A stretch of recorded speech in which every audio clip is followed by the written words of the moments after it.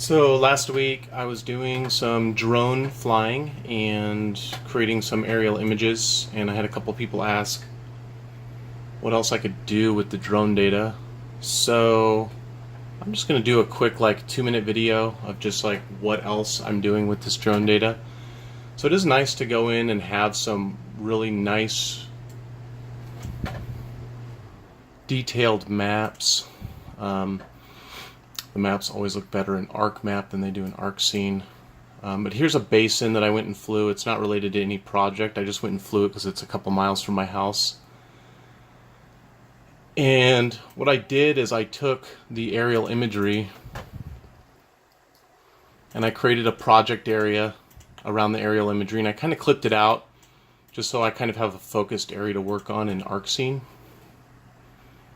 which is nice. Come in here and look at the model in 3D. And then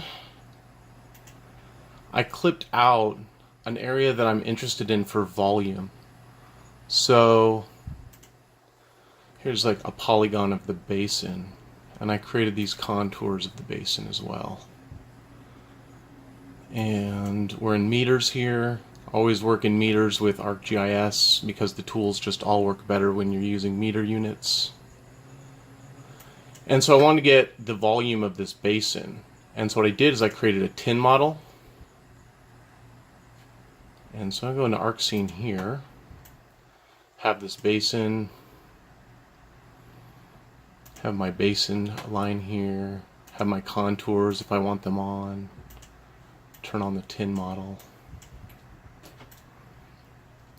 And then, so what I can do is I clipped the tin model to the basin area, and I can get the whole volume of the basin very easily. So I can just go into here. I run a tool, and I basically get an output.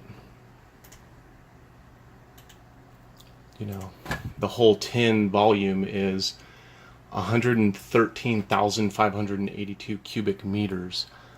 But I don't want the full tin output. I kind of want to see how much cubic meters basically of volume until this thing overflows. And we can see the overflow line is somewhere in here. So what I do in ArcScene actually is I create this sort of this floating water layer. And it's not based on any height. I'm just sort of, here you can see I go into base heights and bring it down one. Apply. It went lower. Here, 501. Goes higher. Here. This is almost overflow. I think if I go 502, that'll be overflow. Yep. So basically what I'm just sort of looking at is what the fill is. And this is just a quick, easy way to do it. There's a lot of different ways to do this, but I can see that this isn't quite overflowing yet. And so what I'm going to do is I'm going to actually just look for the contour right here. And the contour that's there, about 497 meters.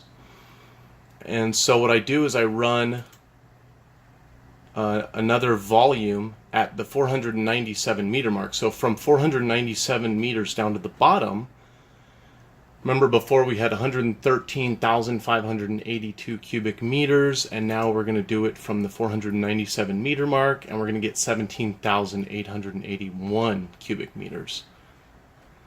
So that's just kind of another thing that we can do aside from making pretty pictures inside of ArcGIS is actually do some volume calculations with this drone data.